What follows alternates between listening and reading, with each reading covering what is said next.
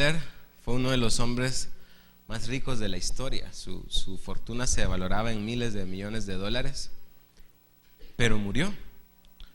Murió y alguien le preguntó a su contador: ¿cuánto dejó John Rockefeller? Y él respondió: todo. ¿Cuánto dejamos nosotros al partir de aquí? Pues dejamos todo. Y hoy quisiera compartir con ustedes un tema un poco complicado, pero que nos compete a todos, y es preparados para morir. Preparados para morir. Suena algo así como duro de matar, ¿verdad? Pero es preparados para morir. Y es que todos conocemos el día de nuestro nacimiento. Algunos tienen hasta 2 días de nacimiento, ¿verdad? Tienen varias fechas de que nacieron. Consta en un acta o en algún documento, pero no podríamos conocer el día de nuestra muerte. Nadie conoce el día en que va a morir, el día en que va a partir de esta tierra. Solamente hoy, por ejemplo, un par de familias de nuestra iglesia están de luto por la partida de un ser querido. Nuestros hermanos pues están de luto y Coco ya oraba por ellos, y también les pedimos sus oraciones para que fortalezca a estas familias. Y es que uno se va a ir de esta tierra, y en los funerales se escuchan cosas como: apenas ayer platicó conmigo. No sé si han escuchado esas declaraciones, ¿verdad? Tan joven que estaba. Si estaba en la plena flor de la vida. Sé lo que es una flor y sé lo que es la vida, pero no sé qué es la flor de la vida, hermano. Tan buena gente que era, y tantas cosas que se dicen en los funerales, pero nada de todo eso puede librarnos de llegar a ese día en el que tendremos que enfrentar a nuestro Creador. Todos vamos a llegar a ese momento en el que nos vamos a enfrentar cara a cara con nuestro Creador, y nada, ni la juventud, ni lo buena gente, ni nada de lo que podamos ser o hacer en esta tierra va a poder librarnos de ese día. Todos, sin excepción, vamos a llegar a ese momento. Y el asunto no es tanto llegar a ese día en que nos iremos, sino algunas preguntas que deberíamos hacer para reflexionar mientras estamos con vida. Es decir, todos vamos a llegar ahí, no hay discusión en eso. Pero hoy quiero compartir con ustedes 3 preguntas que vamos a hacernos para reflexionar acerca de nuestra vida, de cómo está nuestra vida, de cómo llevamos nuestra vida. Y la primera es: ¿estoy preparado para morir? No sé si usted se ha hecho esa pregunta alguna vez. Uno por lo general no quiere morirse, hermano, pero uno debería hacerse la pregunta constantemente: ¿estoy preparado para morir? Otra pregunta es: ¿hasta este día he vivido de verdad? ¿Será que hasta hoy, 14 de febrero, el día del amor y la amistad, verdad? ¿He vivido de verdad? Y la última es: ¿qué decisiones eternas he tomado? Y esas 3 preguntas quisiera compartir con ustedes esta mañana para que podamos reflexionar.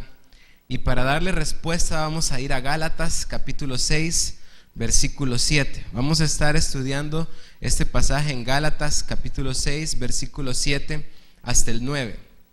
Gálatas capítulo 6, versículo 7 hasta el 9. Cuando ya lo tengan, por favor me dicen: ya lo tengo.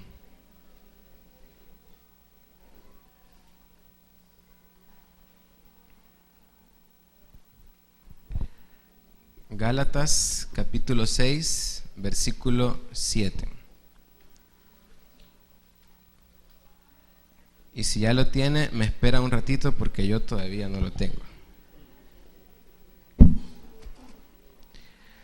Gálatas capítulo 6, versículo 7. Dice así: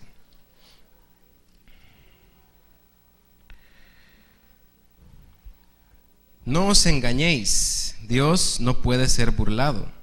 Pues todo lo que el hombre sembrare, eso también segará.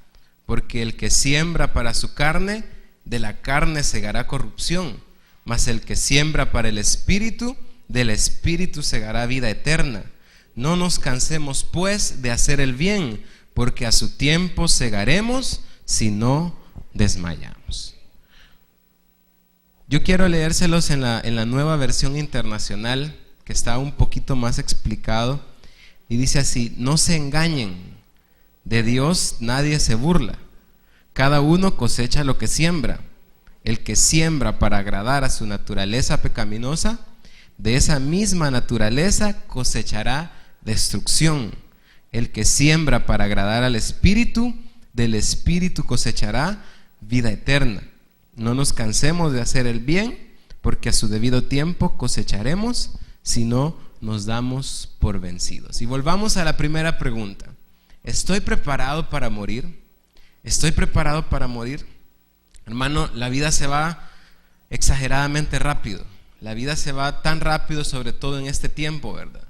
Que los meses se han vuelto más cortos, los días se vuelven cortos, la vida se nos va exageradamente rápido. Recuerdo cuando lo que más me preocupaba era rebuscarme por conseguir un colón, que era lo que valía la pelota de plástico en el colegio. No sé si se recuerdan que cuando estaba el colón todavía, ¿verdad? Un colón valía la pelota y andábamos ahí rebuscándonos con todos los compañeros. Ahí le registrábamos los bolsones y toda la cosa para ver de conseguir un colón. Esa era nuestra mayor preocupación. Era lo que valía la pelota de plástico. Siento como que fue apenas ayer que podíamos pasar horas jugando fútbol después de clases, a pesar de estar cansados de un día entero de clases, a veces lloviendo, y cómo podíamos pasar jugando fútbol y nada más nos preocupaba. No nos preocupaba el día de mañana, no nos preocupaban tantas cosas que nos preocupan ya de adultos, ¿verdad? Y es algo que uno recuerda con cariño. Ahora ya no puedo correr más de 15 minutos, hermano. Las fuerzas se van disminuyendo. Hay otras responsabilidades, ya uno ya no puede tomarse varias horas para ir a jugar de repente, o ya no le queda tanto tiempo porque tiene responsabilidades familiares, tiene responsabilidades financieras, y la vida cambia, la vida cambia. La vida cambia tanto que ya algunos ya ni siquiera recuerdan cómo eran de niños. Algunos ya ni siquiera nos acordamos cómo disfrutábamos el tiempo que pasábamos jugando con nuestros hermanos, jugando o peleando con nuestros hermanos, el tiempo que pasábamos sin tantas preocupaciones. O sea, tenemos tantas cosas ahora en nuestra mente que ya nos olvidamos de los niños que éramos, del tiempo en el que no nos preocupaba tanto la vida, del tiempo en el que la vida era un poco más sencilla. Apenas de repente un día nos vemos y nos encontramos con que ya se está agotando la arena del reloj de nuestra vida, con que ya arriba hay menos arena que abajo, ya se pasó un montón de arena para abajo, que apenas va quedando un puñado de granos y que nos tendremos que enfrentar, queramos o no, con nuestro Creador.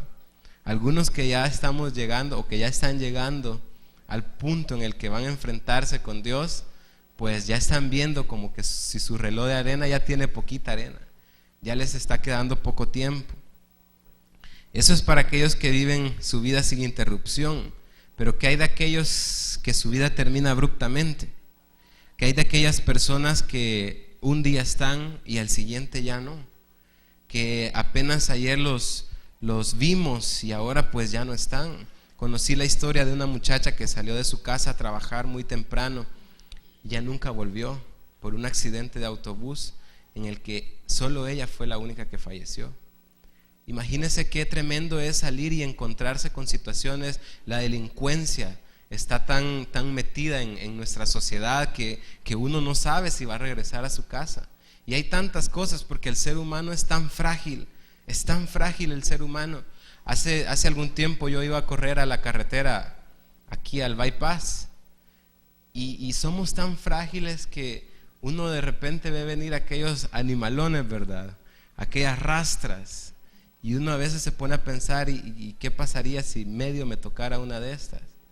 O sea, somos tan frágiles, hermanos, y la vida se puede ir de un momento a otro. Algunos logran llegar a los años altos, pero otros no. Otros se quedan en la juventud, en la flor de la vida, como decíamos, porque el ser humano es frágil y su vida puede terminar en un segundo. Ahora vuelve la pregunta: ¿estamos preparados para morir? Ya sea que tengamos una larga vida o ya sea que tengamos que enfrentarnos de repente con nuestro Creador, ¿estamos preparados para morir? ¿Está usted preparado para irse de esta tierra? ¿Está usted preparado para dejar esta tierra? No se engañen, de Dios nadie se burla. Cada uno cosecha lo que siembra. El que siembra para agradar a su naturaleza pecaminosa, de esa misma naturaleza cosechará destrucción. El que siembra para agradar al Espíritu, el Espíritu cosechará vida eterna. Lo que nos hace estar preparados o no para morir es lo que estamos sembrando en vida. Es lo que usted está sembrando ahorita. Lo que usted está sembrando en su vida en este momento es lo que lo prepara o no lo prepara para morir.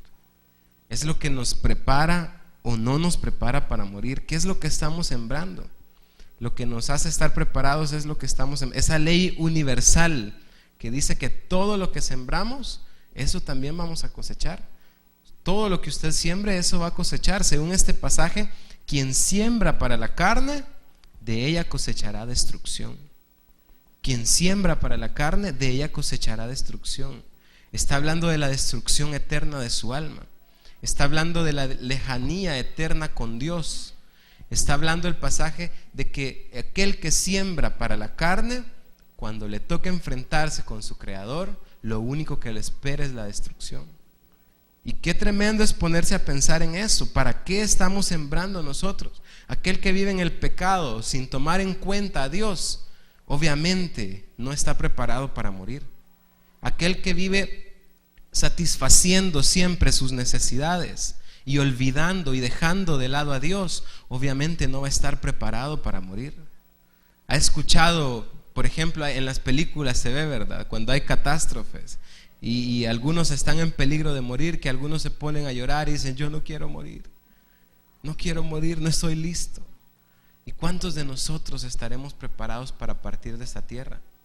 ¿Cuántos de nosotros estaremos preparados para irnos? Yo creo que los que estamos aquí no quisiéramos morirnos ya, ¿verdad? ¿O cuántos dicen: yo ya estuve, hermano? Yo creo que nadie se quiere morir. De repente porque le tememos a lo desconocido, qué va a pasar después de la muerte, o porque aún hay sueños por alcanzar, porque tenemos sueños inconclusos, o porque tenemos hijos que criar, padres que cuidar, tantas cosas por las que no quisiéramos morir. Pero tarde o temprano va a llegar. ¿Y cuántos de nosotros, si nos tocara partir hoy 14 de febrero de 2016, cuántos podemos decir: no importa, estoy preparado? ¿Cuántos podríamos decir: que venga lo que venga, yo estoy preparado para ir?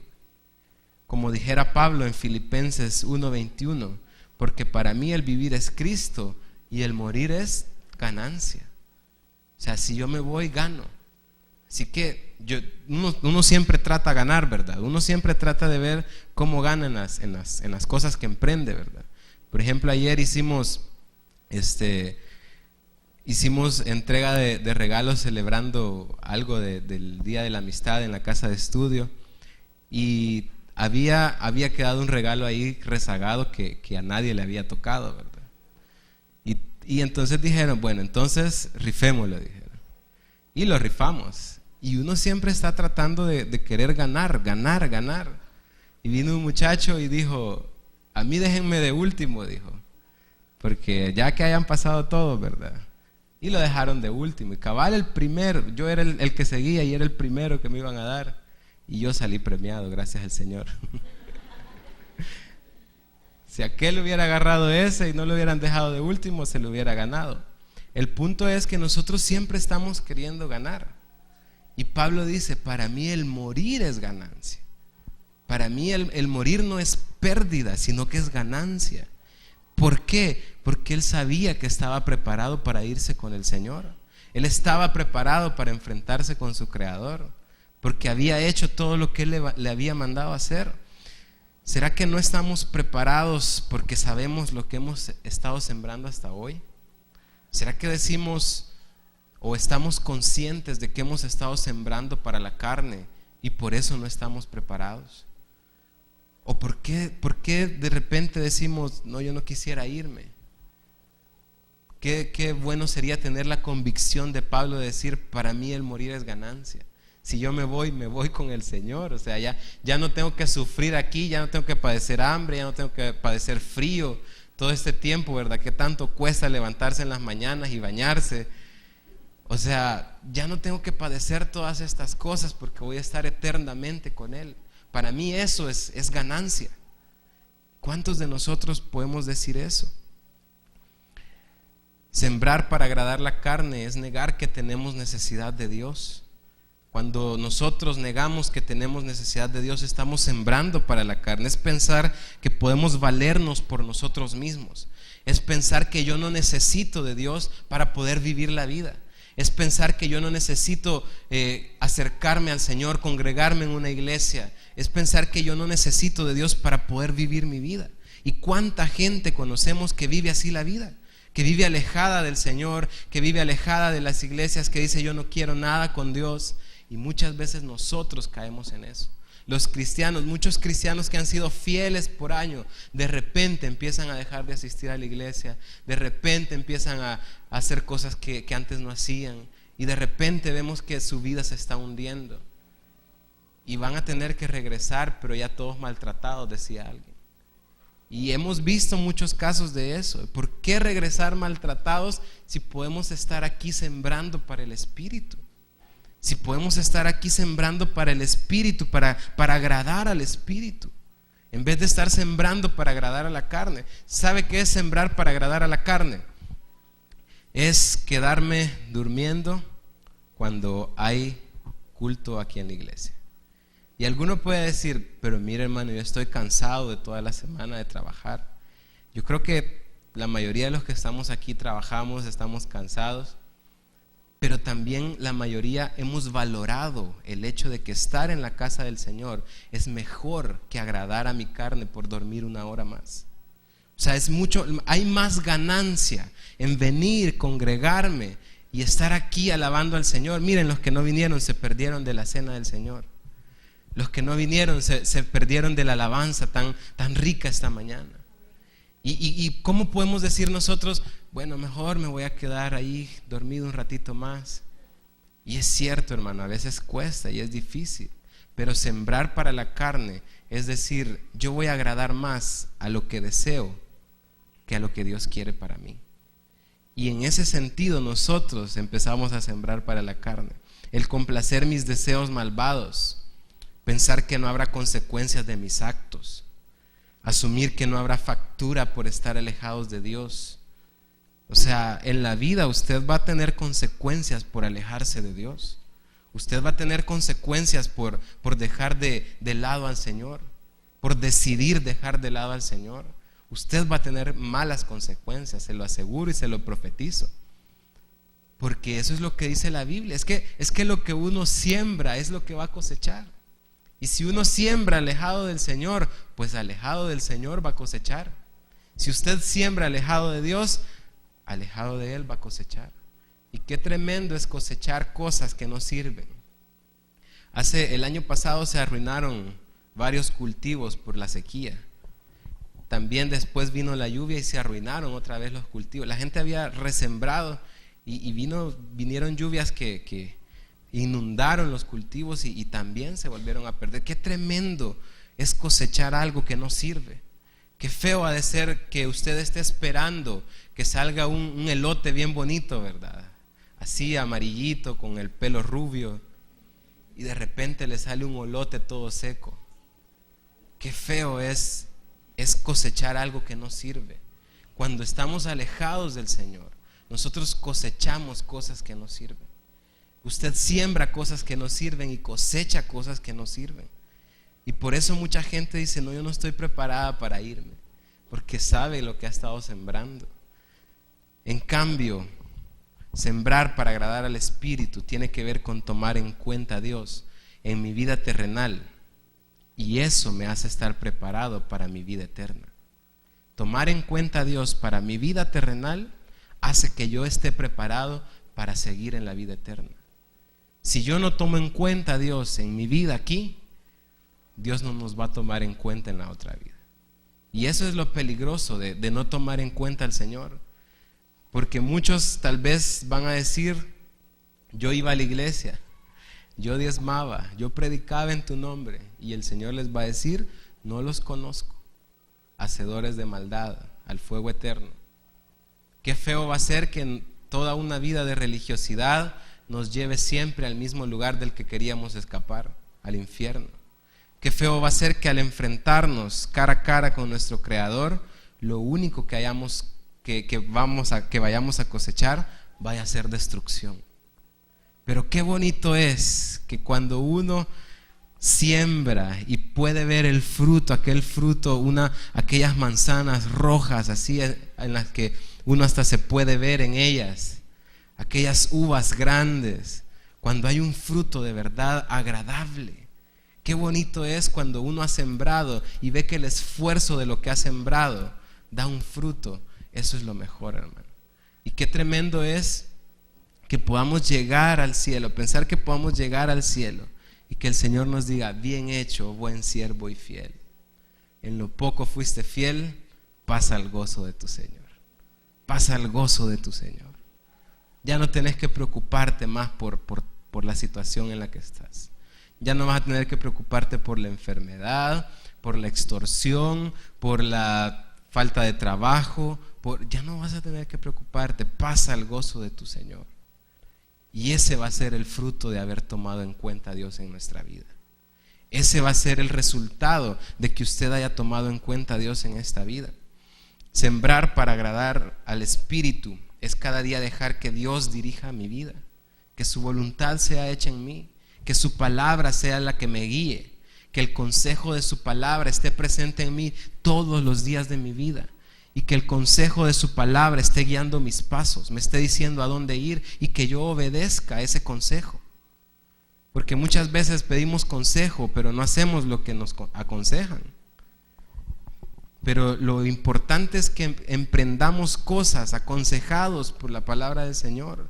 Que todo lo que usted emprenda sea basado en la palabra de Dios, lo que Él quiere para nosotros. Alguien decía que hay que tener cuidado de repetir el Padre Nuestro, porque cuando decimos venga tu reino a nosotros, lo que estamos diciendo es que ese reino espiritual de Dios venga a nosotros, también se van a venir todas las leyes implícitas en ese reino. También se va a venir toda la justicia implícita en ese reino.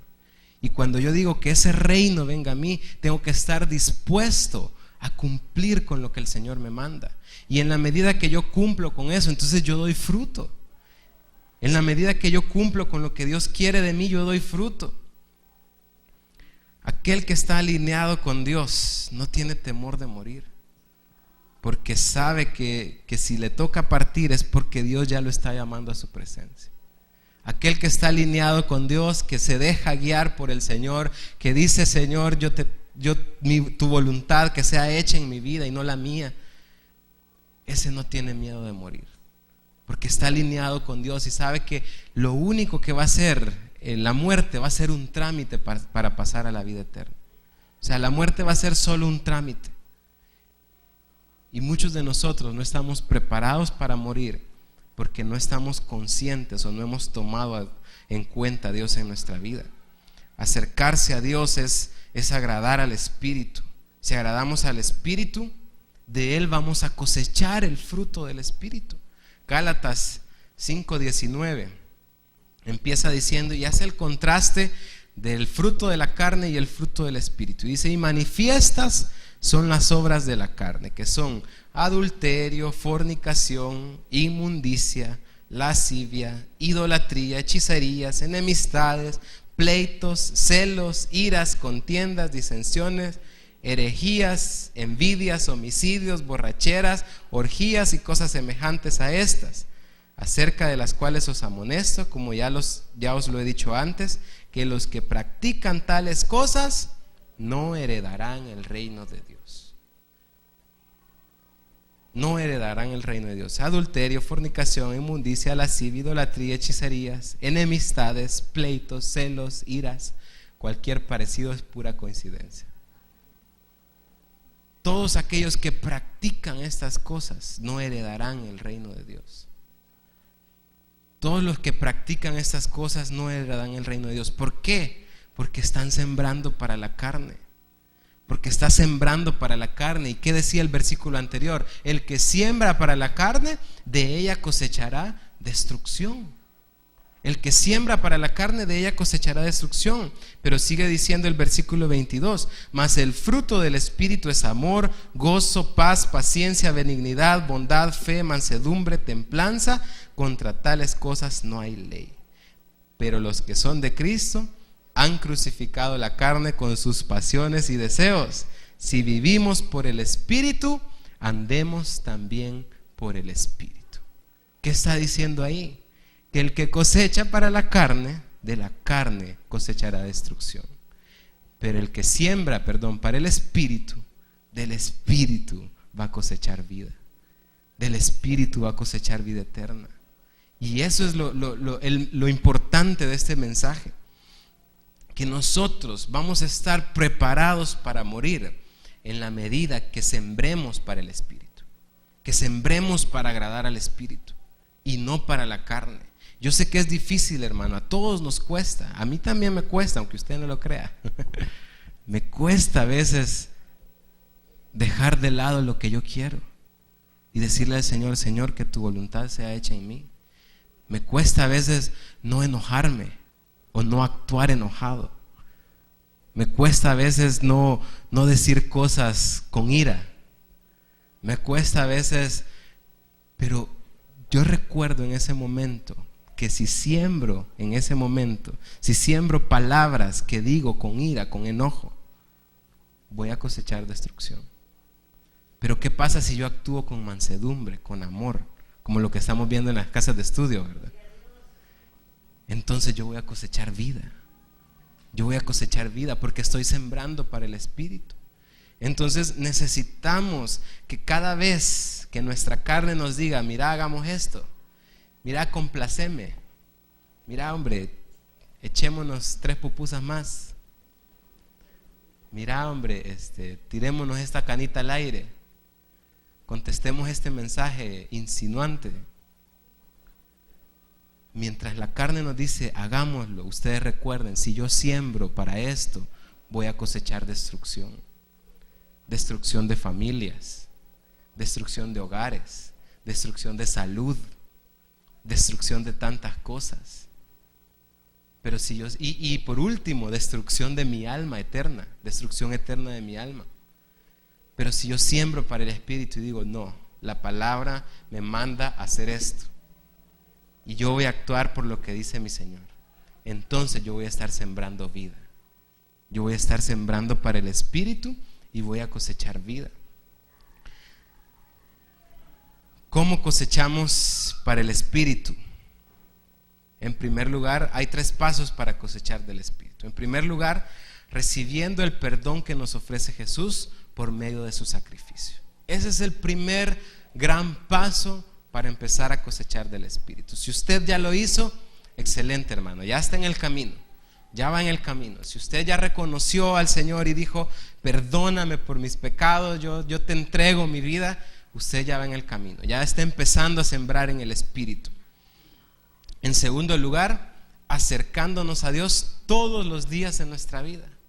Todos los días, usted y yo necesitamos todos los días acercarnos continuamente a Dios. Y en tercer lugar, que es compañero del segundo, practicar los hábitos que me van a mantener cerca del Señor. Si yo hago estas 3 cosas, yo me voy a mantener en el Espíritu. ¿Cuáles son los hábitos que me mantienen cerca del Señor? La lectura bíblica, la asistencia a los cultos, la oración diaria, la cena del Señor. Mire, hermano, uno tiene tanta oportunidad de poder acercarse al Señor y el Señor nos está atrayendo constantemente hacia Él. Y uno es a veces el que no quiere. Uno es el que dice no. El Señor está dispuesto y uno es el que dice, nuestra carne es la que dice no. Jesús orando les dice a los discípulos: despiértense, les dice, 1 hora no pueden orar, les dice. Y les dice este gran secreto, les dice: a la verdad, el espíritu siempre está dispuesto, pero la carne es débil. Cuando ustedes, implícitamente les está diciendo, cuando ustedes se están quedando dormidos en vez de orar, están haciéndole más caso a su carne que que a su espíritu. Su espíritu siempre está dispuesto a estar con el Señor. Yo me imagino a nuestro espíritu ahí adentro gritando por estar con Dios, por acercarnos a Él. Pero nuestra carne, como es más gruesa, ¿verdad? Como le hemos alimentado más, como hemos sembrado más en ella, entonces acalla el grito de nuestro espíritu. El espíritu siempre está dispuesto. El espíritu siempre va a estar dispuesto a orar todas las noches. El espíritu siempre va a estar dispuesto a leer la Biblia. El problema es que la carne es débil. Y esa debilidad es la que nos hace no hacerlo. Es la que nos lleva a no hacerlo. Esa debilidad de la carne, pero es porque hemos estado sembrando constantemente para la carne. Pero si usted empieza a sembrar para el espíritu, empieza a sembrar para el espíritu y se crea una disciplina, usted de repente ya le va a dar gusto al estar orando delante del Señor. Usted ya le va a dar gusto a leer la Biblia. Usted ya le va a dar gusto a venir a la iglesia. O sea, ya a veces se convierte en una carga venir a la iglesia, porque estamos siempre sembrando en la carne. Yo recuerdo que cuando estábamos pequeños, yo crecí con mis dos primas y mi abuela, que está aquí esta mañana, nos llevaba a la iglesia. Pero viera que le costaba llevarnos. Le costaba, pero exageradamente. De hecho, solo le faltaba comprar un lazo, ¿verdad?, para llevarnos arrastrados. Pero yo recuerdo que en ese tiempo nosotros no queríamos nada con el Señor. Y era una carga pesada ir a la iglesia. Hasta el punto de que llegamos ya cuando estábamos más grandes, que ya no nos podía llevar chineados, ya dejamos de ir a la iglesia, los tres, así en vaca, como dicen, ¿verdad? Y es porque se vuelve una carga pesada, porque a uno no le interesa estar en la iglesia. Uno quiere hacer lo que uno quiere, lo que uno desea, lo que uno anhela, cuando la mejor inversión que podemos hacer es estar en la casa del Señor. La mejor inversión que podemos hacer es tomar en cuenta a Dios en nuestra vida. Mire cuántas consecuencias negativas de no tomar en cuenta a Dios en la vida. De cuántas cosas nos arrepentimos por no haber tomado en cuenta a Dios en nuestra vida. Por decir, no, mejor despuesito, ¿verdad? Ya cuando esté más adulto, ¿verdad? No, ya cuando esté más grande, ya cuando esté anciano, ya cuando no trabaje. Probablemente algunos no van a llegar a ese tiempo. Y estaremos preparados para morir antes de llegar a ese tiempo. La primera pregunta era: ¿estamos preparados para morir? ¿Está usted preparado para morir? Si usted está sembrando en la carne, nunca va a estar preparado para morir. Si usted siembra lo que le agrada al Espíritu, entonces va a empezar a estar preparado para morir. En segundo lugar, o la segunda pregunta era: ¿he vivido de verdad? Hasta este día, ¿he vivido de verdad? Como cristianos, la única manera en la que deberíamos vivir es en abundancia, como Jesús prometió en Juan 10:10. Juan 10:10 nos dice Jesús: yo les he dado vida para que la tengan en abundancia. Esa es la única vida que podemos tener como cristianos, porque esa es la promesa de Jesús. Jesús no se está refiriendo precisamente a una abundancia financiera, ¿verdad?, o de posesiones. Él más bien está hablando de una abundancia de vida, una abundancia de vida. Hay un dicho que reza: las mejores cosas de la vida no son cosas. Las mejores cosas de la vida no son cosas. La abundancia de vida se encuentra en todo aquello que nos da el Espíritu. En todo aquello que nos da el Espíritu. ¿Recuerdan, verdad? ¿Cuál era el fruto del Espíritu? Gozo. ¿Le puede dar gozo el dinero? Probablemente lo alegre un rato, pero no le va a dar un gozo constante. No le va a dar un gozo. Por ejemplo, algunas personas se sienten bien comprando. No sé si les ha pasado. A nosotros tal vez nos ha pasado alguna vez, ¿verdad? Que andamos ahí algo deprimidos y de repente compramos algo y ya nos sentimos mejor, ¿verdad? Pero la depresión puede volver a llegar.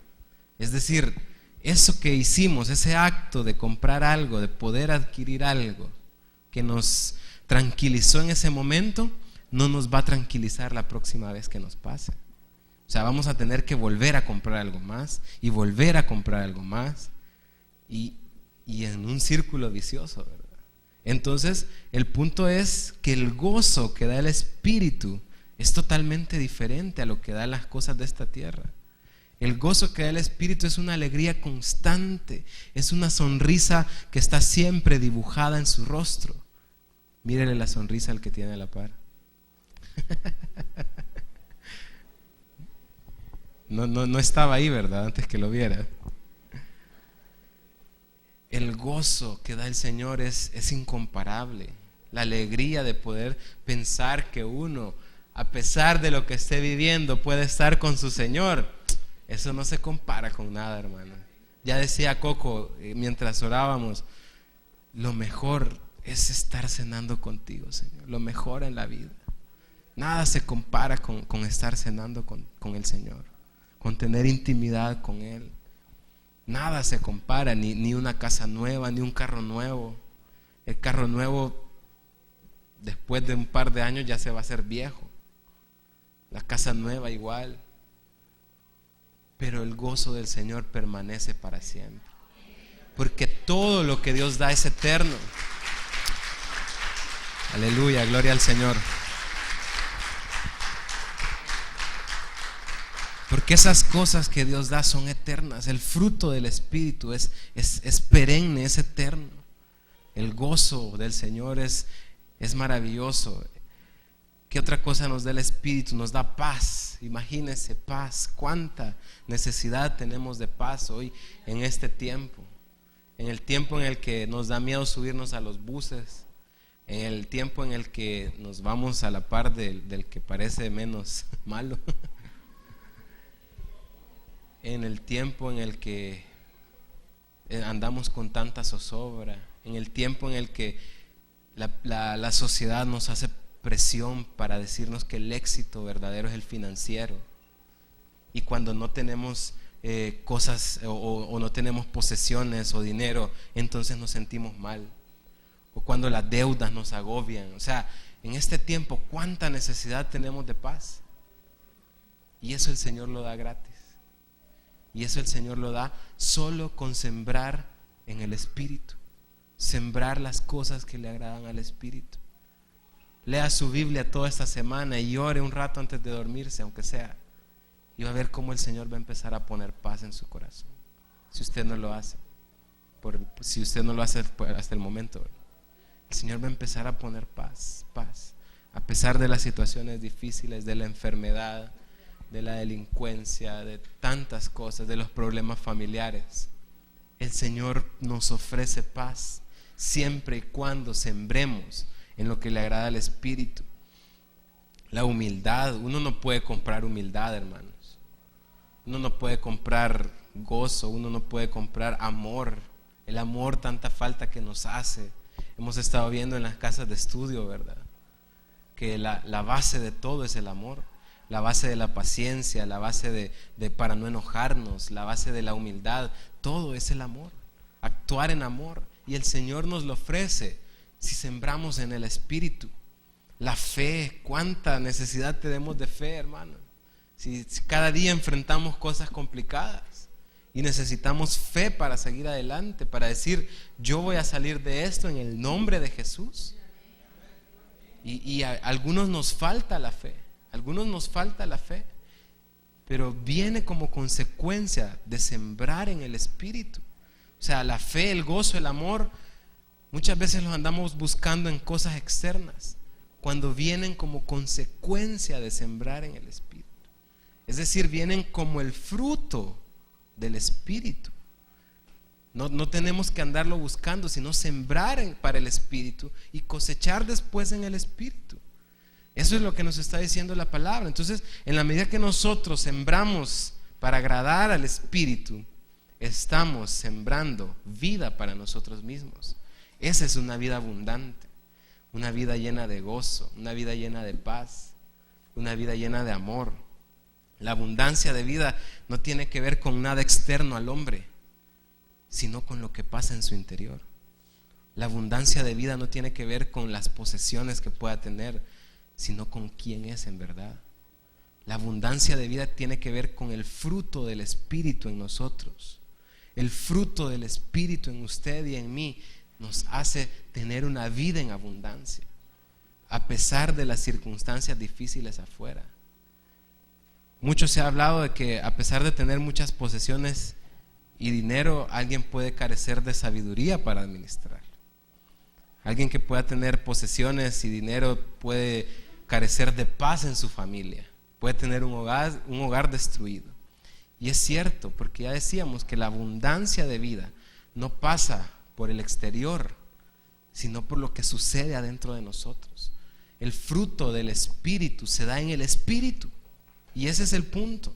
El fruto del Espíritu Santo se da en nuestro espíritu, en nuestro interior. ¿Dónde tenemos nosotros el Espíritu, hermano? Alguien decía que aquí, porque ahí es donde se emociona el Espíritu, decía. Algunos tienen un gran espíritu. Pero el fruto del Espíritu se da en nuestro interior. Ahí es donde se da el fruto. Entonces, las circunstancias de afuera o externas no nos pueden tocar si nosotros estamos sembrando para agradar al Espíritu. No nos puede tocar, porque no está tocando nuestro interior, no está tocando nuestro espíritu. La pobreza o escasez de vida se refleja en aquellos que aún no entregaron su vida a Cristo. La pobreza o escasez de vida se refleja en la gente que aún no ha reconocido al Señor como su Salvador, porque aún viven cosechando para la carne. Y usted puede ver personas que son contentas y que no han recibido al Señor, que de repente son humildes y que no han recibido al Señor, pero el fruto del Espíritu es algo integral. Dice ahí el fruto del Espíritu, no los frutos del Espíritu, ¿verdad? Como a veces decimos, sino es uno solo, el fruto del Espíritu. Es paz, paciencia, benignidad, todo lo que vimos, es uno solo. Y ese es el que nos da vida eterna. Ese es el que nos da acceso a la vida eterna y a la vida abundante. ¿Qué significado le hemos dado a nuestra vida? ¿Será que solo vivimos por vivir? ¿O será que de verdad estamos viviendo lo que Dios quiere que vivamos? Muchos de nosotros vivimos la vida solo por vivirla, el día a día, a lo que venga, cuando Dios ha preparado algo totalmente diferente para nosotros. Pero como no nos acercamos a su palabra, como no nos acercamos a Él en oración, como no venimos a la iglesia, como no sembramos lo que le agrada al Espíritu, no conocemos el propósito de nuestra vida. Y qué tremendo es vivir una vida vacía. Y muchos de las personas que andan por las calles son como muertos vivientes, ¿verdad? Que andan viviendo solo por vivir. Y a veces nos pasa a nosotros también. No tenemos un propósito de vida. No tenemos un propósito de qué hacer con nuestra vida, de darle significado a nuestra vida. De no solo haber venido a robar oxígeno, sino de haberle dado un significado verdadero a nuestra vida. ¿Qué le enseñamos a los demás? ¿Qué le mostramos a la gente? ¿Qué cosas hacemos por los demás? ¿Estamos cumpliendo lo que Dios quiere que nosotros hagamos? ¿O solo vivimos por vivir? Mucha gente no está preparada para morir porque aún siente que le quedan cosas por hacer.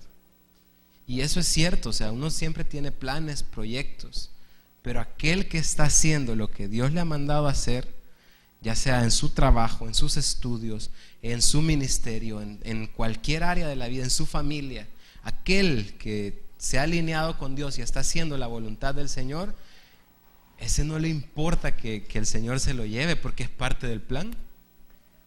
Es decir, el llevárselo va a ser parte del plan de su propósito de vida. Pero aquellos que dicen, no, mire, todavía me falta. O sea, imagínense que pudiéramos negociar con Dios en el momento de la muerte. Imagínense por un momento que estuviéramos delante de Dios y le dijéramos, Señor, todavía no me llevé, hombre. Mira, dame un par de años más. Unos 15 años más, como el rey Ezequías. Mira, mejor dame, porque todavía tengo que hacer esto, todavía tengo que hacer lo otro, todavía no he hecho esto. Aquel que está en la voluntad de Dios sabe que el día que el Señor se lo lleve va a ser porque ya cumplió su propósito. Pero aquel que dice, todavía tengo que hacer esto, todavía tengo que hacer lo otro, es porque probablemente ha estado posponiendo el propósito de Dios. Ha estado diciendo, bueno, mejor cuando pase esto, entonces voy a ir a la iglesia. Cuando pase esto, entonces voy a diezmar. Cuando pase esto, entonces voy a ofrendar.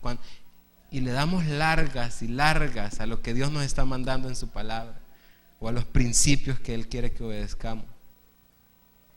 Y no entendemos que sembrar en el Espíritu nos va a traer una vida más abundante que la que creemos que estamos llevando. Si usted cree que lleva una vida abundante lejos del Señor, no se imagina lo que el Señor le tiene preparado si se acerca a Él. No se imagina todo lo que Él puede darnos en la medida que nos acerquemos a Él. La gente no está preparada para morir porque le quedan cosas por hacer, porque no se atrevió a hacer cosas, porque tuvo temor.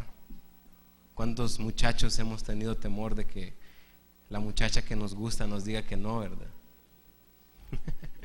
Y mucha gente perdió el amor de su vida por no atreverse a hacer algo. ¿Cuántos tuvimos temor o cuántos dejamos de hacer cosas por orgullo? ¿Qué hay de aquel padre que debió haber pedido perdón a su familia y no lo hizo por orgullo? Él no está preparado para morir. No está preparado para morir porque ha estado sembrando en la carne, en el orgullo. Esa persona no está preparada para morir. Aún tiene deudas pendientes. O aquel que trabaja y todavía no le ha dicho a su familia que la ama. O aquel que tantas cosas que dejamos pendientes, hermanos. Vaya hoy a su casa y tome el teléfono, llámele a esa persona con quien tiene alguna dificultad y dígale, perdóname. Si usted quiere vivir una vida abundante, empiece a sembrar cosas en el Espíritu, empiece a sembrar perdón. Si usted siembra perdón, adivine qué va a cosechar. Perdón. Empiece a sembrar misericordia. No sea tan juzgador con la gente. Todos nos equivocamos. Todos alguna vez vamos a necesitar misericordia. Y si usted no sembró misericordia, no va a tener misericordia la gente de usted. Empiece a sembrar misericordia. No sea tan radical con las personas. Las personas nos equivocamos. Hermano, perdóneme a mí también. No espere más para pedir perdón, para perdonar, para abrazar. No espere para decir te quiero. No espere más. Hágalo y en esa medida usted va a estar preparado para irse si le toca irse. Yo no sé si alguno de nosotros nos va a tocar irnos próximamente y el Señor dio esta palabra para alguno.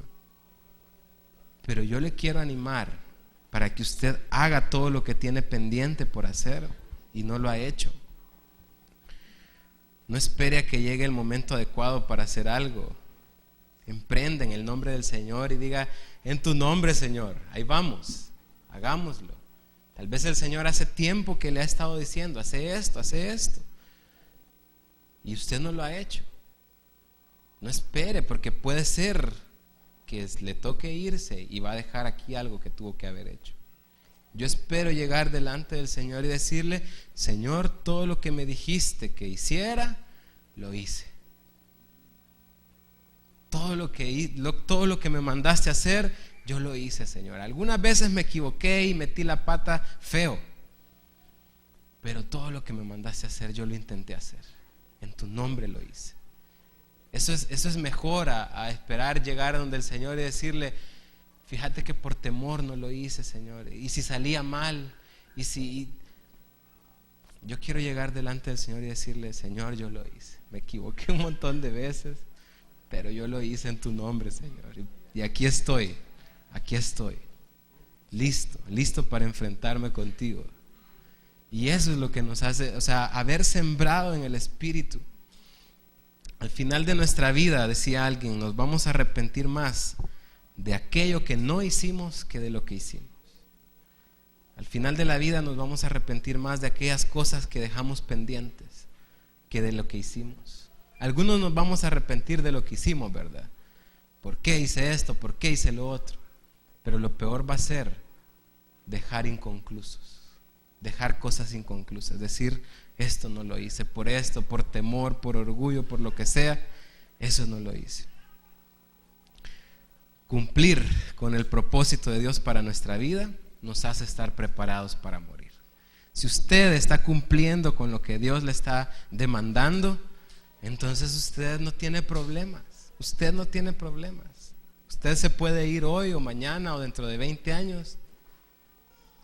Pero si no estamos viviendo la vida abundante que el Señor nos manda a vivir, entonces probablemente no estemos preparados para morir. La última pregunta: ¿qué decisiones eternas he tomado?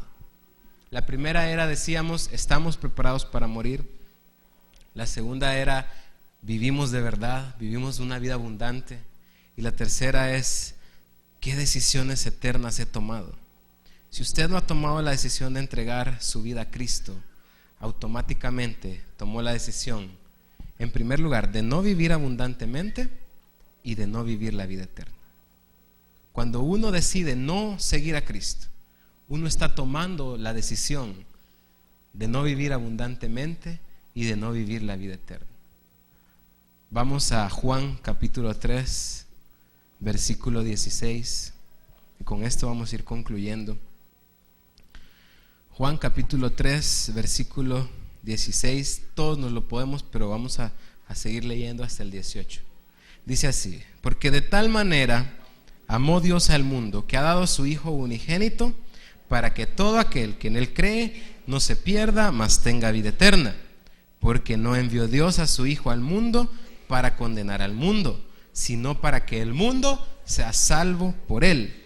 El que en él cree no es condenado, pero el que no cree ya ha sido condenado, porque no ha creído en el nombre del unigénito Hijo de Dios. No decidirse por Cristo es decidirse por la condenación. Automáticamente. Una es algo, se llaman conjuntos excluyentes. Si usted decide una cosa, está decidiendo no hacer la otra. No decidirse por Cristo es decidirse por la condenación eterna. Para estar preparados para morir, debemos decidir vivir para Cristo. En primer lugar, debemos decidir vivir para Cristo, entregar nuestra vida al Señor. Esa es una decisión eterna. Y en segundo lugar, empezar a vivir la vida abundante que Él nos ha prometido. En esa medida vamos a estar preparados para morir. Cerremos nuestros ojos. Señor, en esta mañana te damos gracias por el consejo de tu palabra. En el nombre de Jesús, yo te pido, Señor, que toques los corazones.